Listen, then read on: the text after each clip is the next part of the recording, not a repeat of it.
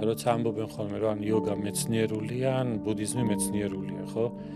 ეს ნაწილობრივ სწორი არის და რა გაგებით, რომ იოგა ცდილობდა განსაკუთრებით კლასიკური იოგა და არა მხოლოდ, რომ მიიღო იმ დროინდელ მეცნიერების ტენდენციებს.